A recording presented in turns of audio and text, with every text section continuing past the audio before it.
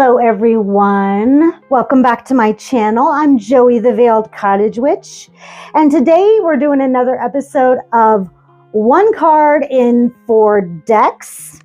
As you see, we are working on the 9 of Cups today, and today's crystal is citrine. Citrine is all about abundance, about fruition and making your dreams come true, and mostly manifestation. So that is basically what the numerology of 9 is all about. So if you're new to my channel, I am a tarot enthusiast and mentor. I've read for a lot of years, and the passion behind this series is to teach you all about the symbolism of the Rider-Waite Smith deck so that you can read other decks more proficiently. Because a lot of people use the Rider-Waite Smith symbology to create their decks, but some don't. Some are a little more obscure, and we will take a look at that today, but we'll also look at ones that are based off the Rider-Waite deck. So some are a little bit of nods, others are just way out in left field. So we'll look at kind of both of those kinds of decks today. So without further ado, let's talk about the 9 of Cups. So we see a figure here. He's seated on a bench. His arms are folded across. He looks rather happy with himself. And then he's got 9 cups lined up here, right across the top of the card here. So this could be his accomplishments. These could be, like trophies, right? Or these could be everything that he's manifested, everything that he's been trying to accomplish in his journey through the cups since the Ace. All of his things that have come through to fruition right behind him. And he's just very proud and grateful for all of those things. So, that could be very, very simple, or he could be very prideful about it. I feel like if it is reversed, maybe he should feel a little bit more grateful, a little less prideful, and a little more of that gratitude, So that's just a quickie little reversal clue there for you. What is kind of eluding me to this particular card is that what is behind this blue curtain? What's under that table? And it cracks me up because it reminds me when my kids were small and I would go in to check that they have cleaned their rooms, and everything is clean except for underneath the bed. I did that trick, so I know. So, it almost is like what's hiding under that curtain. What's not clean under that bed? What are you hiding? If these are his trophies, what didn't he accomplish? What tasks or projects has he not completed? So that's just a little something to think about there. But pretty simple symbology, and numerology there. So let's look at other decks. So we're going to look at the Wildwood Tarot. I've really fallen in love with this deck during this journey, just looking at the symbology and what it symbolizes and how it speaks to me.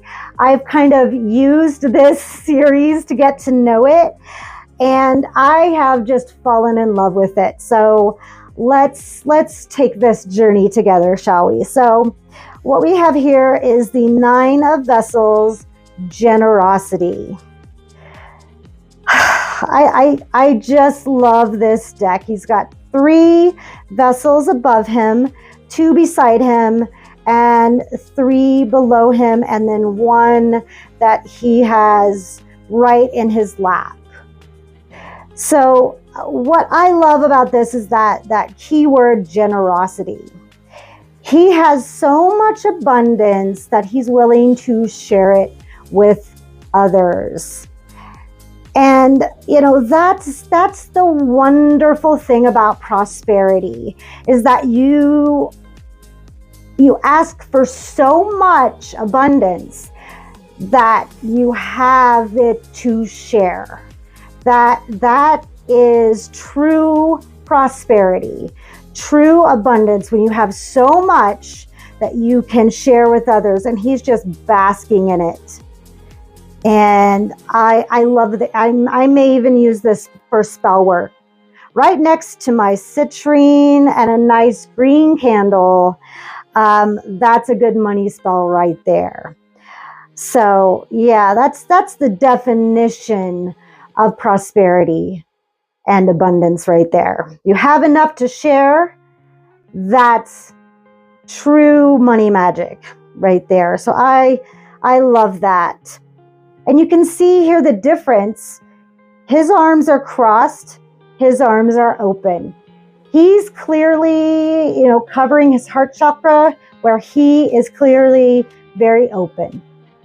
So there's a little difference in the decks there. So on to the Guardian of the Night Tarot by MJ Cuillinane. I think of all of her decks, this one and the Raven's Dream Tarot feel the best when I'm shuffling them, and I am a very tactile person. I love the Crow Tarot and I love the Feroxa Tarot, but these feel really good. This is a flat mat, and the Raven's Dream Tarot is a soft mat, so it feels like rose petals. So things I have learned about myself looking at through these decks is that it does matter how they feel. So this one, I was so excited. When I came across it, I think it was back at the 4 or the 5 of Cups, and I came across it. I said, I am saving you for the 9 of Cups. So here we have a beautiful peacock. I love peacocks. A little fact about peacocks has nothing to do with tarot, but I'm going to talk about it. Peacocks, they have very ugly feet. It's so funny because when they look at their feet, it's just a coincidence, I'm sure. But I've watched this video where they look at their feet and they just scream. And it is hilarious. Look it up on YouTube. Peacocks looking at their feet. I swear to God, you won't regret it. If you're having a bad day, go look up peacocks looking at their feet and screaming. It's hilarious. Anyway, back to the card.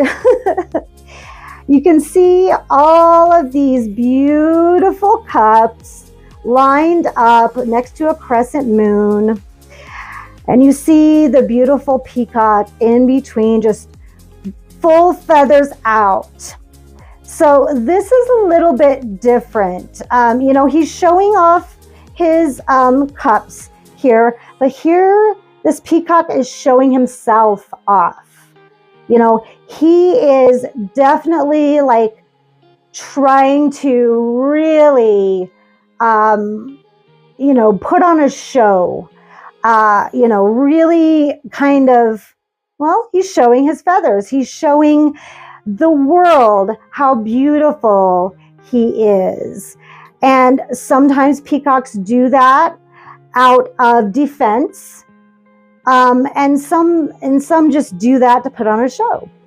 And I love that it takes up the entire card. And sometimes, it took me a minute to see the cups because you can't really see them unless you really look at okay, they're in between these feathers. So I got it. But sometimes the majestic feathers just come out and you don't really see the cups. So I thought that was really beautiful. Just the display of beauty, is just, look how, beautiful I can be. Look at how regal and royal that I am, and look at the blues, just are so beautiful. So I had to bring that one out. He himself is the trophy. So I thought that was a nice comparison. It's like, look at the beauty that I am, not that I have.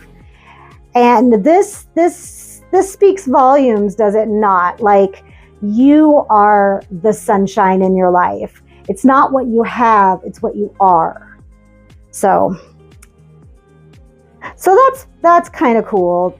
I kind of like that little take on it, because the cups aren't the showcase of this card. It's the peacock. So I love that. So now I have a new deck that I picked up. You guys have heard me talk about the Coven trading table, where we have decks that certain people don't want.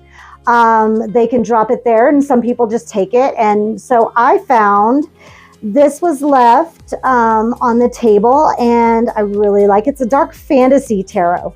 Now, some of the images were like, okay, but some of the images like, oh my God, yes. So I went ahead and I grabbed it. So it's the Dark Fantasy Tarot. And let's take a look at this card. First of all, stunning. I love the imagery. I love how they stack up, and she's just balancing them and just like, here they are. But then you look down and you see that she is, grounded and in her manifestations of this. You see, she's a tree, and she has her roots grounded to the ground. So not just that she's manifested these, but she is the manifestation that has produced these cups. And I thought that was a very interesting take. Very different from all of these, maybe, very similar to the peacock, but I loved that these tendrils coming down, that all her manifestations are grounded in reality.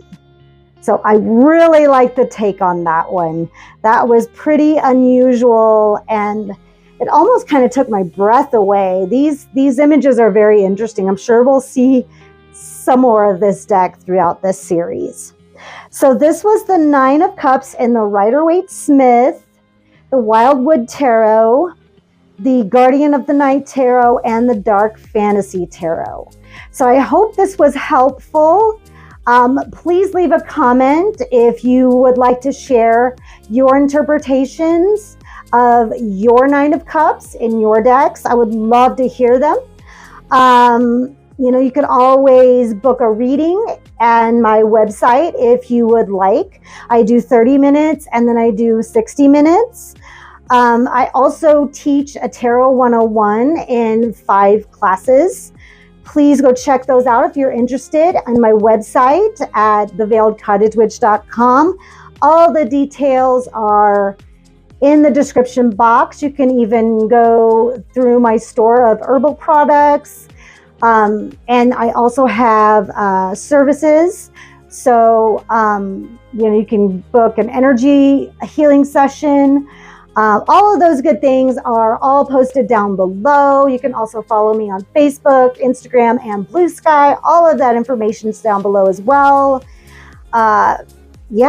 Like and subscribe if you like this and you want to see more. Other than that, live your best life and live for yourself. And I'll see you on the next one. Bye.